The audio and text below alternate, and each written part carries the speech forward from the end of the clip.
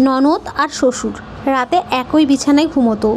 আর সকালে ঘুম থেকে উঠেই শ্বশুর বলতো, রাতে তুই আমাকে খুশি করে দিয়েছিস। একদিন এই রহস্য জানার জন্য ননদের ছদ্মবেশে আমি আমার শ্বশুরের সাথে তার বিছানায় শুয়ে পড়লাম। এরপরে শ্বশুর আমাকে তার মেয়ে মনে করে সারা রাত আমার সাথেই। নমস্কার, আবারও একটি নতুন সুন্দর গল্প নিয়ে চলে এসেছি আপনাদের সামনে। আশা করি গল্পটি আপনাদের খুব ভালো লাগবে, আর ভালো লাগলে অবশ্যই একটি লাইক করবেন। চলুন তাহলে গল্পটিকে শুরু করা যাক। দুনিয়াতে এমন এমন কিছু কাজ হয় যেটা দেখে আমাদের খুব অদ্ভুত লাগে, আর আমরা এটা ভাবতে বাধ্য হয়েছে এটা কি হচ্ছে আর কিভাবে হচ্ছে। আমার বাড়িতেও এমন একটা কাজ হচ্ছিল যেটা দেখে আমার বমি আসতে শুরু করতো। প্রথমে আমার মনে হতো যে আমার চিন্তা ভাবনাই খারাপ, তাই আমি এইসব কথা ভাবছি। আমার নিজের উপরে রাগ হতো, কিন্তু এরপর আমি এমন এমন প্রমাণ পেতে থাকলাম যে হতবাক হয়ে গেলাম। আমি ভগবানের কাছে প্রার্থনা করতে থাকলাম যে এই বাড়িতে যা হচ্ছে সেটা হওয়া একদমই উচিত নয়। এ বাড়িতে যেন উল্টো গঙ্গা বইতে শুরু করেছে। এটা জানার উদ্দেশ্য নিয়ে আমি এই কাজে যুক্ত হয়ে গেলাম, কিন্তু আমি কি জানতাম আমার সাথে এতটা খারাপ হবে। সেই লোকটা তো আমাকে নিজের বিছানায় নিয়ে সারা রাত আমার সাথেই। আমার নাম মায়া। আমার বয়স যখন 19 বছর, তখন আমার বাবার বন্ধুর বাড়ি থেকে আমার জন্য সম্বন্ধ এলো। আমার বাবা বলেছিলেন যে আমার এই বন্ধু খুবই ভদ্র ও সভ্য, এই কারণে তোর বিয়ে এদের বাড়িতে হয়ে গেলে আমার কোনো চিন্তাই থাকবে না। ধন সম্পদ তো আসতে যেতে থাকে, কিন্তু মানুষ ভালো হওয়া চাই, ভদ্র হওয়া চাই। যখন আমাকে জিজ্ঞেস করা হলো, তখন আমি বললাম আমার কোনো সমস্যা নেই। কিন্তু আমার মা বাবাকে বলছিল, একটাই তো মেয়ে তোমার, শুধু সততাই দেখো না, বাকি সব কিছুও দেখো। এটা কোথায় লেখা আছে একটা দুটো জিনিস দেখেই খুশি হয়ে নিজের মেয়েকে বিয়ে দেবে? তাদের তো নিজেদের বাড়িও নেই। আমি তো এটাই বুঝতে পারতাম না যে যখন কেউ নিজের মেয়ের বিয়ে দেয় তখন এটা কেন বলে যে এই লোকেরা সৎ আর ভালো চাকরি করে, চেহারায় কী আছে। আবার কখনো বলে চেহারা ভালো, চাকরিতে কী আছে। এটা কেন বলে না চাকরিও ভালো হোক, চেহারাও ভালো হোক, ছেলে সৎ হোক, লোক হিসেবেও ভালো হোক। যখন মেয়ের কথা আসে তখন তো সেই মেয়ের সব দিক দেখা হয়, যেমন চেহারাও সুন্দর হোক, খাবারও ভালো রান্না করতে পারবে, বাড়ির কাজও জানবে, লোককে সম্মান করবে। যখন মেয়েদের ব্যাপারে কোনো দিক থেকেই ছাড় দেওয়া হয় না, তখন ছেলেদের ব্যাপারে কেন লোকেরা এটা বলে যে ব্যাস ঠিক আছে, কিছু না হোক ভগবান তো আছে। কখনো কেউ এটা বলেছে যে আমাদের বৌমা খাবার বানাতে পারে না? কিন্তু আমাদের কাছে এটা কোনো ব্যাপারই না। আমার মা আমার বাবাকে অনেক কথা শোনালো আর বলল এখনও কিন্তু সময় আছে, ভেবেচিন্তে দেখো। কিন্তু আমার বাবা বলতো যদি কপালে থাকে তাহলে ঘর, জমি জমা, সম্পদ সব কিছু পাওয়া যাবে, কিন্তু যদি ভালো লোক না পাওয়া যায় তাহলে সম্পদ তোমার কোনো উপকারেই আসবে না। আর এই কারণেই ওই বাড়িতেই আমি মেয়ের বিয়ে দেব। ছেলে দেখতে ভালোই ছিল, আর সে একটা মুদিখানার দোকান চালাতো। তার বাবাকে আমি আঙ্কেল বলতাম। আঙ্কেল সম্বন্ধ নিয়ে এলে আমার বাবা তাড়াতাড়ি করে হ্যাঁ করে দিল, আর আমার বিয়েও দিয়ে দিল। আমার মা শেষ সময় অবধি এই বিয়ের বিরুদ্ধে ছিল, আর আমার হবু স্বামী সঞ্জয়ের মাও এই সম্বন্ধের জন্য রাজি ছিল না। তার কথা ছিল বড় বাড়ি থেকে যদি মেয়ে আসে তাহলে সে কোনো কাজ করবে না। এই বাড়িতে আমার দুজন ননদ আর একজন জা ছিল, যে আমার শাশুড়ির বাবার বাড়ির দিকের আত্মীয়। এই কারণে আমার শাশুড়ি তাকে খুবই ভালোবাসতো। আর আমার বড় ননদের বয়স 18 বছর আর ছোট ননদের বয়স 13 বছর। আমার বাবার বন্ধু অর্জুন আঙ্কেল, যে এখন আমার শ্বশুর হতে যাচ্ছিল, সে কথা খুব ভালো আর মিষ্টি মিষ্টি কথা বলতো। কিন্তু আমার মা বলতো এই যে যারা মিষ্টি মিষ্টি কথা বলে এরা আসলে ভালো হয় না, এরা তো মজার ছলে যা ইচ্ছা তাই বলে দেয়। হয়তো এ কালকে তোকেও যা কিছু বলে দেবে, আর পরে বলবে আমি তো মজা করছিলাম। আমি আমার মাকে বলেছিলাম, মা হয় তুমি এই জায়গায় আমার সম্বন্ধ হতে দিও না, আর না হলে আমাকে এরকম খারাপ খারাপ কথা বলো না, কেননা আমার খুব ভয় লাগছে। আমার মা খুব অস্বস্তিতে ছিল, না তো সে কিছু করতে পারছিল, আর না তো আমি কিছু করতে পারতাম। আমার বাবা যা বলে দিয়েছে সেটাই হলো, আমার বিয়ে হয়ে গেল, আর আমি নিজের শ্বশুরবাড়িতে চলেও এলাম। যখন আমি আমার স্বামীকে দেখলাম তখন আমি তো হতবাক হয়ে গেলাম যে এ কী ধরনের ছেলে, এ তো আজকালকার দিনে ছেলেই না। এরকম নয় তো যে এর বয়স বেশি, কারণ আমার এরকম মনে হচ্ছিল যে এর ভিতরের আত্মা শুকিয়ে গেছে। আমার প্রতি এর কোনো প্রেম ভালোবাসা ছিল না, নাকি লজ্জা পাচ্ছিল। কিন্তু মুখ দেখে তো এরকম মনে হচ্ছিল না যে সে লজ্জা পাচ্ছে, কেননা নিজের কাজ তো সে পূরণ করে নিয়েছে। কিন্তু না তো সে আমার সঙ্গে একটাও ভালোবাসার কথা বলেছে, আর না আমার প্রশংসা করেছে। আমার জন্য কোনো গিফটও নিয়ে আসেনি, শুধু বলছিল আমি সকালেই চলে যাব আর রাতে আসব, রাতের বেলা আসব, যখন তুমি নিজের মুড ভালো করে রেখো, কিছু সময় কথা বলবো, তারপরে ঘুমিয়ে পড়ব। আমি বললাম ব্যাস এটাই করব সারা জীবন? তখন বলতে লাগলো, হ্যাঁ সারা জীবন তো লোকে এটাই করে। আমি তার কথা চুপ করে শুনে নিলাম। আমি তাকে যে কথাই বলতাম সে অদ্ভুত ধরনের জবাব দিতে হবে। যদি আমি তাকে বলতাম আমার পায়ে ব্যথা করছে, তাহলে সে বলতো হতে দাও, ব্যথা একাই ঠিক হয়ে যাবে, আর সবারই পায়ে ব্যথা হয়। কখনো যদি আমি তাকে বলতাম আমার মুড খারাপ, আমার ভালো লাগছে না, তখন বলতো মুড তো খারাপ হতেই থাকে, আর মেয়েদের তো একটুতেই মুড খারাপ হয়ে যায়। আমার তো মনে হতো যদি আমি তাকে বলতাম যে আমি আত্মহত্যা করতে যাচ্ছি, তাহলে হয়তো সে বলতো হ্যাঁ লোক তো আত্মহত্যা করেই, তুমি আর কোথায় একলা মরছো। এখন আপনারাই চিন্তা করে দেখুন সে কী ধরনের মানুষ। আমার তো এরকম মনে হতো যে ওর ভিতরে কোনো অনুভূতিই নেই, হয় আগে ওর বিয়ে হয়েছিল আর ওসব কিছু আগেই দেখে নিয়েছে, আর না হলে ও বিয়ে করতেই চাইতো না, ব্যাস শুধু কাজ করার মেশিন ছিল। ওর সঙ্গে 2-4 দিন কাটানোর পরেই আমার এরকম মনে হচ্ছিল যে আমাদের বিয়ে 20 বছর হয়ে গেছে। শ্বশুরবাড়িতে 1 সপ্তাহ আমার খুব সম্মান হলো। তারপরে আমার শাশুড়ি বলে দিল যে বাড়িতে কাজ করতে হবে, কেননা আমরা সবাই মিলেমিশে কাজ করি, তোমাদের বাড়ির মতো এখানে চাকর বাকর নেই। আমি বললাম ঠিক আছে, আমি আমার ভাগের কাজ করে নেব। আমার শাশুড়ি আর যা সব সময় নিজেদের মধ্যে কিছু না কিছু নিয়ে গল্প করতে থাকতো, কিন্তু সে আমার প্রত্যেক কথাতে বিরক্ত হয়ে যেত, আর বারবার আমাকে বড়লোক বাড়ি থেকে আসার কথা শোনাতে থাকতো। যদিও আমরা এতটাও বেশি বড়লোক ছিলাম না। এই বাড়িতে আমার শুধু একজনই সহায়ক ছিল, আর সেটা হলো আমার শ্বশুর, কেননা সে তার বন্ধুর ইচ্ছাতে আমাকে নিজের ছেলের বউ বানিয়ে এনেছে। এই কারণে আমাকে মেয়ে মনে করত, আর আমার খেয়ালও রাখতো। শ্বশুরের কারণেই এই বাড়িতে প্রথম প্রথম আমার খুব সম্মান হচ্ছিল। আমার শ্বশুর পরিষ্কার বলে দিয়েছিল যে আমাকে দিয়ে যেন বেশি কাজ না করানো হয়, না হলে ওর বাবা মা ভাববে যে আমরা এর খেয়াল রাখি না। শ্বশুরের কারণেই আমাকে দিয়ে শুধু 2-3টে কাজ করানো হতো। আমার শ্বশুর যখনই বাড়িতে আসতো তখনই আমাকে কাজ করতে দেখলে বলতো, মা এখানে কি করছো, যাও নিজের ঘরে গিয়ে আরাম করো। আমার শাশুড়ির বক্তব্য ছিল আমরা একে আরাম করার জন্য নিয়ে আসিনি, আর বাড়িতে প্রথমে যে বউ এসেছিল সেও তো বিয়ের 2য় দিন থেকে কাজ করতে শুরু করে দিয়েছিল। আমার শ্বশুর বলল, আমি তখনও তোমাকে বলেছিলাম যে এও কারো মেয়ে, একে দিয়ে এভাবে কাজ করিও না, কিন্তু তুমি আমার কথা শুনতে না। এখন এই মেয়ের সাথেও একই রকম করবে না, কেননা এ পড়াশোনা জানা মেয়ে। আমার শাশুড়ি বলতে লাগলো, বড় বৌমা কি পড়াশোনা জানতো না যে তুমি এই ধরনের কথা বলছো? কিন্তু আমার শ্বশুরের কথা ছিল এই বাড়িতে আমার যেন একটু বেশি খেয়াল রাখা হয়। আমার ননদ তো খুব রেগে গেছিল যে আমার সাথে স্পেশাল ব্যবহার কেন করা হচ্ছে, আমার সাথে সেই সব কিছু কেন হচ্ছে যেটা অন্য বউয়ের সাথে হয়নি। এটা তো পরিষ্কার সেও বড় বউয়ের দলের, আর হবে নাই বা কেন, সে তার সাথে বেশি সময় কাটিয়েছে। আমার তো কখনোই মনে হতো না যে এরা আমাকে কখনোই এভাবে রাখতে স্বীকার করবে। যদি আমার শ্বশুরের কিছু হয়ে যায় তাহলে এরা আমাকে বাড়ির চাকরানি ছাড়া অন্য কিছুই ভাববে না। আমার স্বামী তো আগে থেকেই এমন ছিল যে কোনো ব্যাপারে আমার পাশে থাকতো না। যদি বলা হতো যে বাইরে লড়াই শুরু হয়ে গেছে, তখন হয়তো সে বলতো, লড়াই হচ্ছে তো কি হয়েছে, লড়াই তো লাগে, লোকে তো মরে। যখন আমার বিয়ে হয়েছিল তখন শীতের সময় ছিল, কিন্তু এখন আবহাওয়া বদলে গরম পড়তে শুরু করেছে।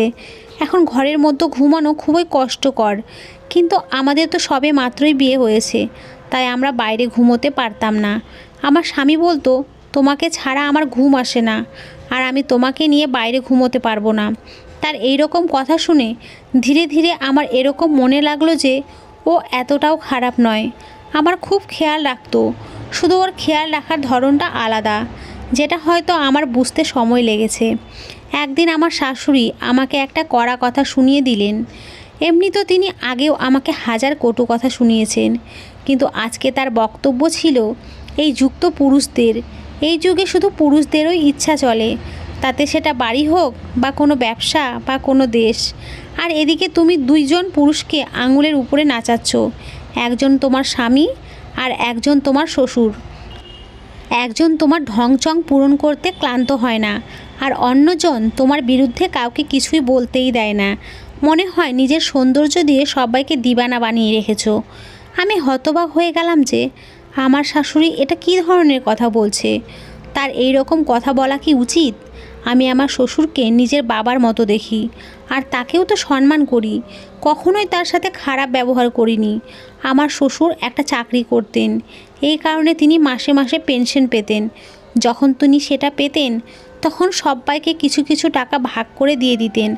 আজকে তিনি পেনশন পেয়ে আমার যাকে 1000 টাকা দিলে সে চুপচাপ নিয়ে নিল। হয়তো শ্বশুর প্রতি মাসেই তাকে 1000 টাকা করে দেয়। এরপরে আমার বড় ননদকে 2000 আর ছোট ননদকে 1000 টাকা দিয়ে দিলেন। এটা নিয়ে ছোট ননদ অভিযোগ করলো, কিন্তু হয়তো বড় ননদ আমার খরচা বেশি হয় বলে তার বাবার কাছ থেকে 2000 টাকা নিয়ে নিত। এরপরে তিনি আমাকে টাকা দিলেন।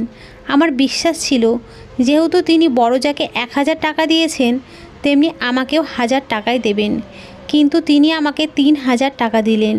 এটা দেখেই সবার মুখ হাঁ হয়ে গেল। বাকি যে টাকা বেঁচে গেছিল সেটা তিনি আমার শাশুড়ির দিকে এগিয়ে দিলেন। তখন আমার শাশুড়ি বললেন, এটাও তোমার কাছেই রেখে দাও, এখন আর আছেই বা ক টাকা, তুমি তো একে ওকে সব টাকাই দিয়ে দিলে। একবারও ভাবলে না যে এই কটা টাকা দিয়ে আমি কিভাবে সারা মাস চালাবো? শাশুড়ি হয়তো আমার টাকার কথাই বলছিলেন, কেননা আমার শ্বশুর প্রথমবার আমাকে টাকা দিয়েছিলেন। আর ননদও সঙ্গে সঙ্গে বলে দিল, একে কেন এত বেশি টাকা দিয়েছো তুমি? এত বড় লোকের বাপের বেটি, এ তো যা ইচ্ছা তাই নিতে পারে। আমার বড় যা আমাকে শুনিয়ে আমার ননদকে বলল, তুমি হিংসে করো না, যার যতটুকু অধিকার সে ততটুকুই পায়। সেও সুযোগ বুঝে আমাকে কটু কথা শুনিয়ে চলে গেল। এসব আমার খুব খারাপ লেগেছিল। আমি আমার শ্বশুরকে পরে বলেছিলাম, এই টাকা আপনি নিয়ে নিন, আমার টাকার দরকার নেই। আমার শ্বশুর বললেন, মা এটা দরকারের কথা নয়, তোমার কাছে সব কিছুই আছে, আর তোমার মা বাবাও তোমার জন্য সব কিছুই করতে পারবে, কিন্তু কথা অধিকারের। তোমাকে আমি এই কারণেই বেশি টাকা দিয়েছি, কারণ আমি জানি তুমি একটা বড়লোক বাড়ি থেকে এসেছো, আর সেখানে এই কয় টাকা তোমার কাছে কোনো ব্যাপারই ছিল না। আমি তো তোমাকে এর থেকেও বেশি টাকা দিতে চাইতাম। আমার শ্বশুরের ব্যবহার আমার সাথে খুব ভালো ছিল। যখনই আমি কোনো খাবার বানাতাম তখনই তিনি আমার প্রশংসা অবশ্যই করতেন। যদি আমি কোনো কথা বলতাম তাহলে সে আমার হ্যাঁতে হ্যাঁ মিলাতো। যদি আমি বলতাম আমি বাবার বাড়ি যাব, তখন আমার শাশুড়ি তাড়াতাড়ি করে বলতো, বাবার বাড়ি যাওয়ার কি দরকার? তখন আমার শ্বশুর বলতো, যেতে দাও, এর মন করছে নিজের বাবা মাকে দেখতে। বাড়ির সবাই এই ব্যাপার নিয়ে রেগেছিল যে তিনি সবসময় কেন আমার এত সাইড নেন, কেননা তিনি নিজের বন্ধুকে প্রতিজ্ঞা করেছিলেন যে তিনি সবসময় আমার খেয়াল রাখবেন, আর তিনি সেই প্রতিজ্ঞায় পূরণ করছিলেন। আমি এই জিনিসটা নিয়ে খুব খুশি ছিলাম যে আমার শ্বশুর খুব ভালো মানুষ। আর কথায় বলে যে শ্বশুর শাশুড়ির মধ্যে একজনও যদি ভালো হয় তাহলে মহিলারা অনেকটা সাহারা পেয়ে যায়। কিন্তু আজকাল যা অবস্থা চলছে তাতে শ্বশুররা শাশুড়ির থেকেও বেশি বৌমাদের বিরক্ত করে।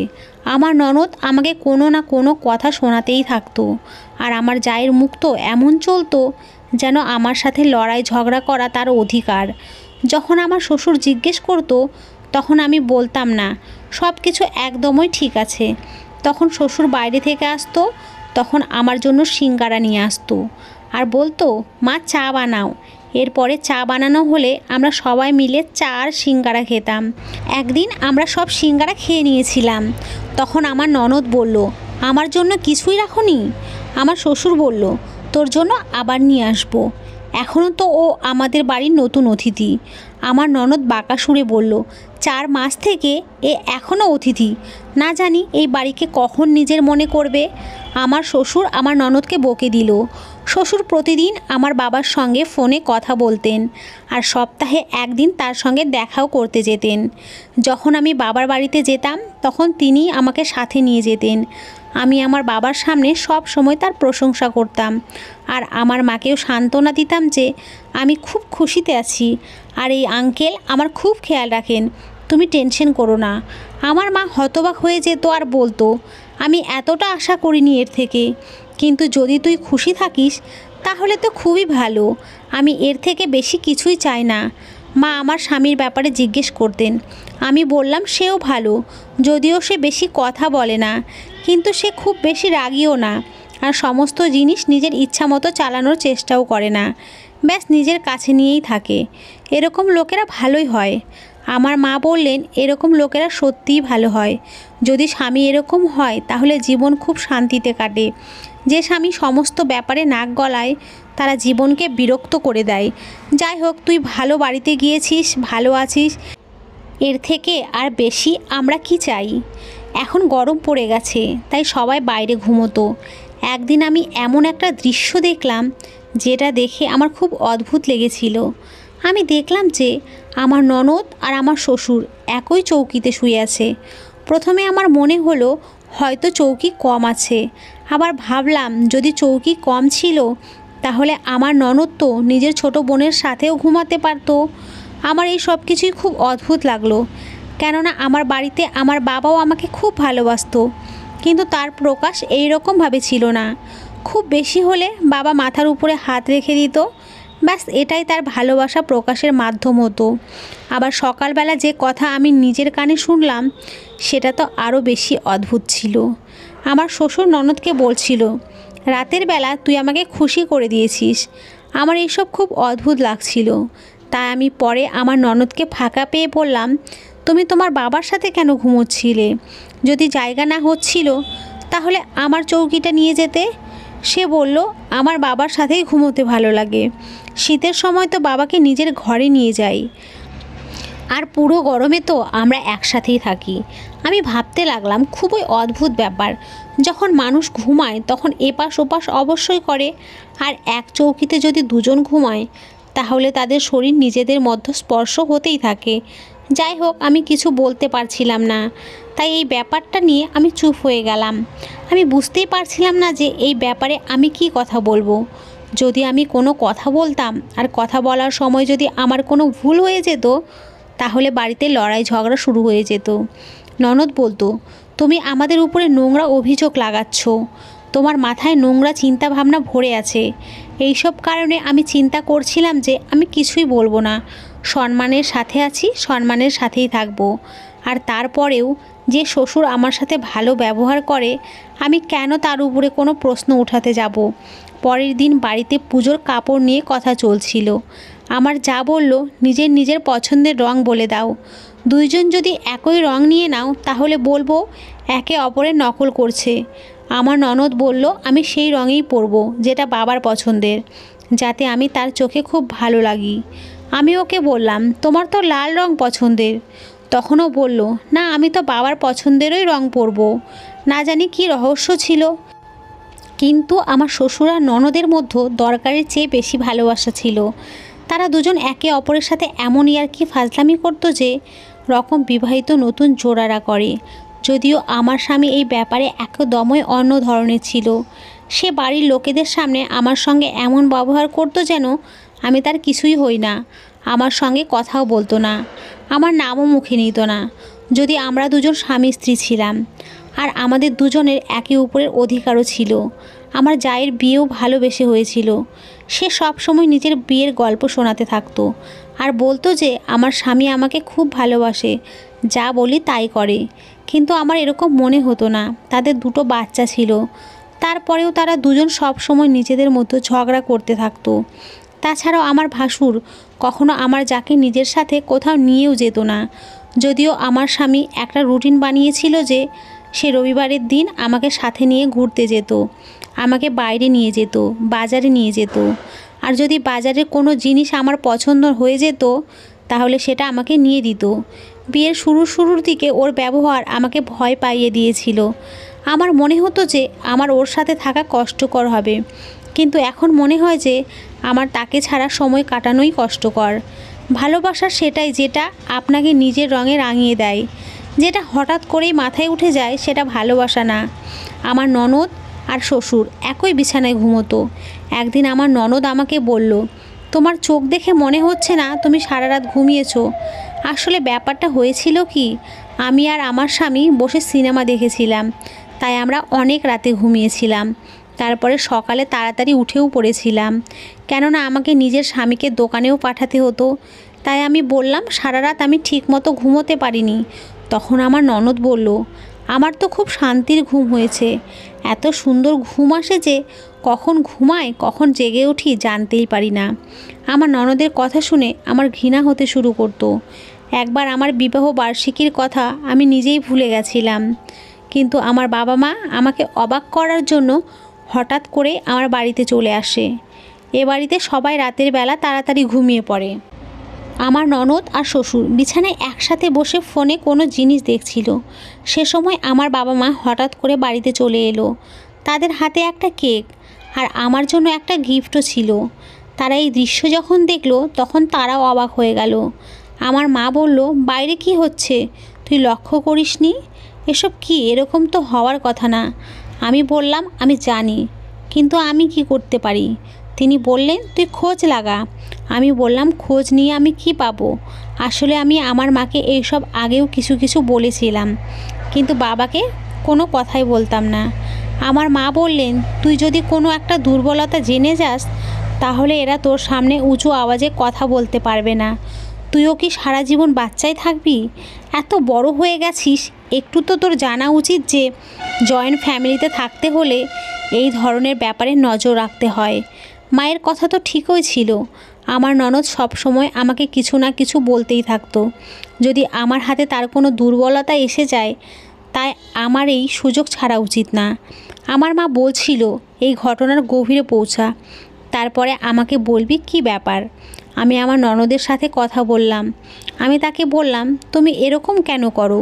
তুমি নিজের বাবার সাথে কেন ঘুমাও? তুমি তো যুবতী হয়ে গেছো। তুমি জানো তো যে সম্পর্কের একটা সীমা থাকে। সে বলল, আমার আর বাবার সম্পর্কের কোনো সীমা নেই। এই কথা শুনে তো আমার মুখ হাঁ হয়ে থেকে গেল। সে আরও বলল, যেদিন তুমি জানতে পারবে যে আমি কেন তার বিছানায় ঘুমাই, সেদিন তুমি হতবাক হয়ে থেকে যাবে। এই কথাটা বলে ও হাসতে হাসতে সেখান থেকে চলে গেল, আর আমি হতবাক হয়েই থেকে গেলাম। সত্যিই আমি বুঝতে পারছি না যে আমি কী করব। ও কখনোই আমাকে মুখে কিছুই বলতো না, কিন্তু আমাকে এটা জানতেই হবে। আমি একটা অদ্ভুত দোটানায় ফেঁসে গেছি, যেটা সমাধানের জন্য আমি সব কিছুই করতে পারি। আমি ভেবে নিয়েছি যে আমাকে কি করতে হবে, কেননা এটা জানার একটাই মাত্র উপায় আমার কাছে আছে। একদিন বাড়িতে কারেন্ট ছিল না, আর জানতে পেলাম যে পুরো রাত কারেন্ট বন্ধ হয়ে থাকবে। তাই আমি আমার স্বামীকে বললাম যে আজকে আমরা বাইরে ঘুমাবো, কিন্তু ওর কথা ছিল যে ও বাইরে ঘুমোবে না। এরপরে ও তাড়াতাড়ি এসে ঘরের মধ্যে ঘুমিয়ে গেল। আমি কিছু সময় পরে ঘুম থেকে উঠে নিজের ননদের জায়গায় গিয়ে শুয়ে পড়লাম। আমার ননদ হয়তো উঠে কোথাও গিয়েছে বা হয়তো বাথরুমে গিয়েছে। আমার কাছে কিছুটা সময় আছে, আর আমি জানতাম যে আমাকে যাই কিছু করার তাড়াতাড়ি করতে হবে। আমি এটাও জানতাম না যে এর ফল অন্য কিছু হতে পারে, কিন্তু যদি অন্য কিছু হয় তাহলে আমি বলে দেব যে আমি আরাম করার জন্য এখানে এসে শুয়েছিলাম। দাঁড়িয়ে থেকে থেকে ক্লান্ত হয়ে গেছিলাম, তাই কিছু সময়ের জন্য শুয়ে পড়েছিলাম। আমি নিজের শ্বশুরের সাথে শুয়েছিলাম। আমার শ্বশুর জেগে আছে বুঝতে পারছি, কিন্তু সে কিছুই বলছিল না। হঠাৎ করে তিনি আমার মাথার উপরে হাত রাখলেন, আর হয়তো অনুভব করে নিলেন যে আমি তার মেয়ে নই। হঠাৎ করেই তিনি নিজের বিছানা থেকে বেরিয়ে গেলেন। হয়তো আমার কপাল খারাপ ছিল, তাই সেই সময়ে কারেন্ট এসে গেল। যদিও আমি শুনেছিলাম যে কারেন্ট সকালবেলায় আসবে। আমার শ্বশুর বললেন, তুমি এখানে কি করছো? কেননা তার এই ব্যাপারটা ভালো লাগেনি। আমি লজ্জায় আর টেনশনেও পড়ে গেলাম। আমার স্বামীও এসে গেছে। সে বলল, তুমি এখানে কি করছো? সবাই আমাকে হতবাক হয়ে দেখতে লাগলো। আমি বললাম যে আমি হঠাৎ করে আমি কেন শ্বশুরের বিছানায় এসে শুয়ে পড়েছি এর উত্তরে তাদেরকে কি বলতাম? তাই আমি মিথ্যা করে বললাম যে আমি ঘুমের মধ্যেই চলছিলাম। কিন্তু আমার স্বামী বলল, এর আগে তো তুমি কখনো ঘুমের মধ্যে হাঁটোনি, তোমার তো এই অসুখ ছিল না। আমার ননদ সবার সামনে এসে এটা বলে দিল যে বৌদি বারবার আমাকে প্রশ্ন করতো যে তুমি কেন তোমার বাবার সাথে ঘুমাও। মনে হয় এই কারণেই বৌদি ঘুমানোর জন্য এসেছে, যাতে বৌদি জানতে পারে যে আমাদের মধ্যে কোনো খারাপ সম্পর্ক নেই। তো আমার ননদ মুখ উঁচু করে কথা বলে দিল, আর আমার শ্বশুর মাথা নিচু করে সেখান থেকে চলে গেল। আমার শাশুড়ি কানে হাত দিয়ে বসে পড়ল। আমার যা আগুনে ঘি ঢালার পুরো চেষ্টা করছিল। সে বলল, রাম রাম, এই বড় ঘর থেকে আসা মেয়ে আমাদেরকে নির্লজ্জ মনে করে। এ তাকে নিয়ে এই রকম কথা ভাবে যে লোকটা সব সময় এর চিন্তা করে। আমার স্বামীও আমাকে অনেক কথা শোনালো। সে বলল, তোমার এইরকম উল্টাপাল্টা ভাবা আর এরকম উল্টাপাল্টা কাজ করা একদমই উচিত হয়নি। এই বাড়িতে আমার যেটুকু সম্মান ছিল সেটাও নষ্ট হয়ে গেছে। আমার শ্বশুর আমার থেকে দূরে দূরে থাকে, আমার দিকে তাকিয়েও দেখে না। আমার চিন্তা করা তো দূরের ব্যাপার, সে তো এখন আমার কোনো কথার উত্তরও দেয় না। হয়তো আমাকে এই দুনিয়ায় সবচেয়ে বোকা গাধা মেয়ে মনে করে। এক সপ্তাহ পরে আমার ননদ আমাকে এমন একটা কথা বলল যে আমি হতভম্ব হয়ে গেলাম। ও বলল, আসলে আমি একটা ছেলেকে পছন্দ করি, আর বাড়ির সবাইকে এই ব্যাপারে বলতে চাইছিলাম যে আমি তাকে বিয়ে করতে চাই। এই বাড়ির সমস্ত সিদ্ধান্ত যেহেতু বাবাই নেয়, এই কারণে আমি প্রত্যেক রাতে তার পা টিপে দিতাম আর সেখানেই তার সঙ্গে ঘুমিয়ে যেতাম, কেননা আমি তার মন জিতে নিজের কাজ হাসিল করতে চাইতাম। যখন বাবা আমাকে বলছিল যে তুই আমাকে খুশি করে দিয়েছিস, তখন এর মানে এটাই ছিল যে আমি তার পা টিপে তাকে আরাম দিয়েছিলাম। কিন্তু তুমি এত বোকা যে তুমি নিজেই নিজের পায়ে কুড়াল মেরে নিয়েছো, আর না জানি কী কী সব ভেবে বসেছিলে। যখন তুমি আমাকে অদ্ভুত নজরে দেখছিলে আর আমার সঙ্গে অদ্ভুত কথা বলছিলে, তখনই আমি ইচ্ছা করে এই টপিকটা চেপে গিয়েছিলাম, কেননা আমি ভেবেছিলাম যদি তুমি এরকম ভাবো তাহলে ভাবতে থাকো, আমার তো এতে না লাভ ছিল আর না কোনো লোকসান। তাই আমার এই কথাটা ক্লিয়ার করার কি দরকার? তুমি নিজেই নিজের সম্মান নষ্ট করে দিয়েছো। আমার ননদ বাড়ির লোকেদের বলে দিয়েছে যে ও কাউকে পছন্দ করে, বাড়ির লোকেরা ওর বিয়ে তার সাথেই দিয়ে দিয়েছে। আর তারপরে ও আর কখনোই শ্বশুরের সাথে ঘুমোয়নি, আর না তো কখনো তার পা টিপে দিয়েছে, কেননা ওর উদ্দেশ্য হাসিল হয়ে গেছে। কিন্তু আমি সবার সামনে খারাপ হয়ে গেছি, আর এই ব্যাপারে আমি কোনো সাফাই দিতেও পারছি না। আগে থেকেই আমার ননদ আমাকে পছন্দ করতো না। এখন আমি এই জিনিসটা খুব ভালোভাবেই বুঝতে পেরেছি যে কারো কথায় আসা উচিত না, আর ফালতু কারো ব্যাপারে বলার চেষ্টা করা উচিত না, আর না তো সেই জিনিসের ব্যাপারে চিন্তা করা উচিত। শেষ পর্যন্ত আমি এই সিদ্ধান্তে পৌঁছেছি যে আজকাল লোক খুব চালাক চতুর। যেখানে আমাদের চিন্তাভাবনা শেষ হয় সেখান থেকেই তাদের চিন্তাভাবনা শুরু হয়। আমরা নিজেকে বুদ্ধিমান মনে করি, কিন্তু একজন চালাক চতুর মানুষ একজন বুদ্ধিমান মানুষের থেকে বেশি ভয়ানক হয়। বুদ্ধিমান মানুষদের মধ্যে তবুও মনুষ্যত্ব থাকে, কিন্তু চালাক চতুর মানুষরা শুধু নিজের লাভ দেখে। আমার ননদ তো নিজের পছন্দের ছেলেকে বিয়ে করে নিয়ে নিজের সংসারে চলে গেছে, কিন্তু এটা তো আমার নিজের সংসার, আর আমাকে এখানে সারা জীবন থাকতে হবে। কিন্তু এখন এখানে আমার কোনো সম্মানই রইল না। তাহলে বন্ধুরা, আজকের এই গল্পটি এই পর্যন্তই। যদি গল্পটি একটুও ভালো লাগে তাহলে অবশ্যই একটি লাইক করবেন, এবং সকলে খুব ভালো থাকবেন, সুস্থ থাকবেন এবং আমাদের পাশে থাকবেন।